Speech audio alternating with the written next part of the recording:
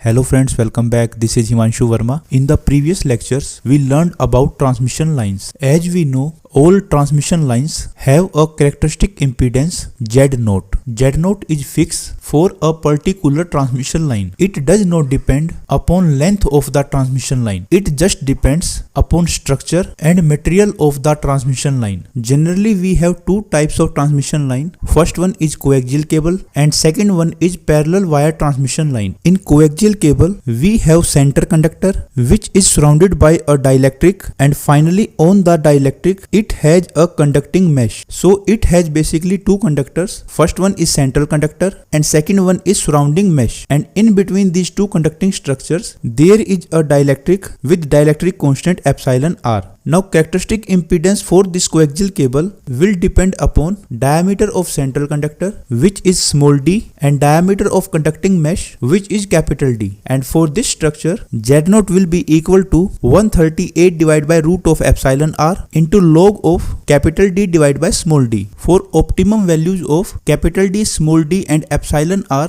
the value of Z0 may be in range of 50 to 75 ohm. Therefore we can see the characteristic impedance of coaxial cable lie in between 50 to 75 ohm, and also in this structure the central conductor is given a voltage V and the outer mesh is always grounded. Therefore this structure is known as unbalanced line. On the other side, in parallel wire transmission line which has two parallel conductors of diameter small d, and these two conductors are separated by a distance capital D, and in between these two conductors there is a dielectric medium with dielectric constant epsilon r. Characteristic impedance for this structure is given by Z0 is equal to 276 divided by root of epsilon r into log of twice of capital D divided by small d. For optimum and realizable value of capital D and small d, this expression can give a value of 400 to 600. Therefore we can say the parallel wire transmission line provides a characteristic impedance in range of 400 to 600 ohm. And because in parallel wire transmission line the one conductor is given positive voltage and second conductor is given negative voltage, therefore in this structure, and because in this structure both conductors have equal voltages with opposite signs, that's why this structure is known as balanced line structure. Now after knowing the characteristic impedance for both of these lines, now next question arises how we can connect coaxial cable and parallel wire cable together. As we know,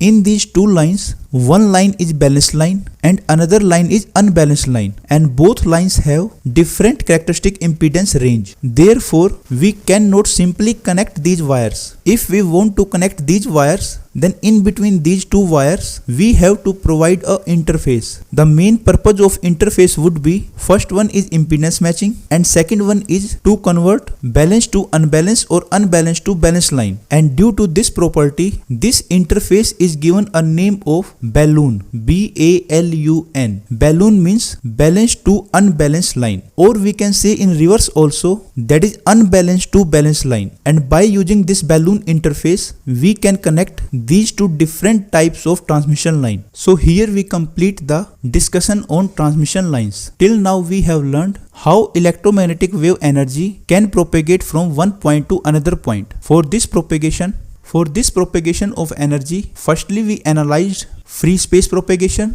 and then we analyzed transmission line propagation, where energy will propagate in terms of high frequency voltages and currents. Now after knowing these two ways of propagation, now we come on a third way of propagation, which is waveguide propagation. In waveguide propagation, there is a hollow metallic pipe with a cross section of either rectangular, square or circular, and the electromagnetic wave propagate from one point to another point from this hollow metallic structure. As we know, electromagnetic wave gets reflected when it strikes with a pure conductor. So the wave through this pipe will propagate by striking the walls of the hollow pipe. For practical use, we mainly have two types of waveguides. First one is rectangular waveguide, where the cross-sectional area of the pipe is rectangle, and second one is circular waveguide, where the cross-sectional area of the waveguide is circular. The square waveguide is a special case of rectangular waveguide where A is equal to B. In this subject, our main focus would be on rectangular waveguide. We do not cover circular waveguide in this subject. As we know, rectangular waveguide is a hollow pipe pipe with rectangular cross section and the wave will travel by striking either of the 4 walls again and again. It strike with one wall,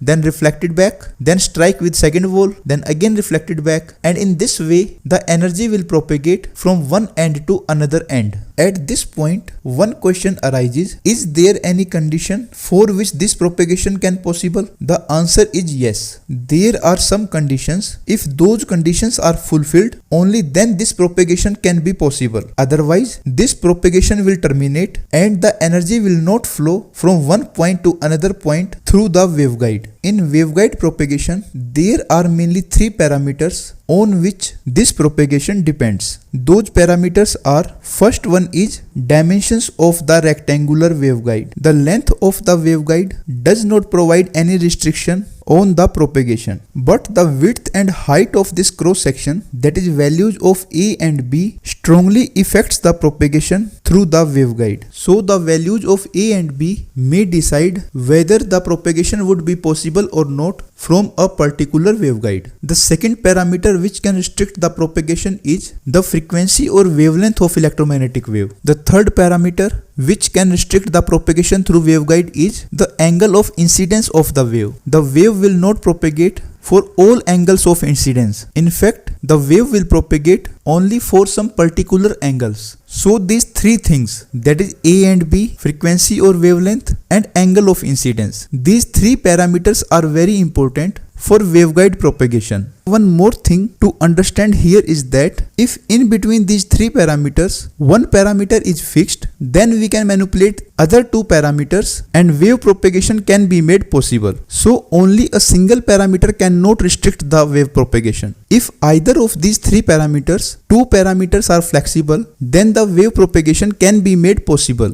In the next lecture, our main motive would be to develop a relation between these 3 parameters so that the propagation through waveguide can be made possible. We stop here. See you in next video. Till then, goodbye. Thank you.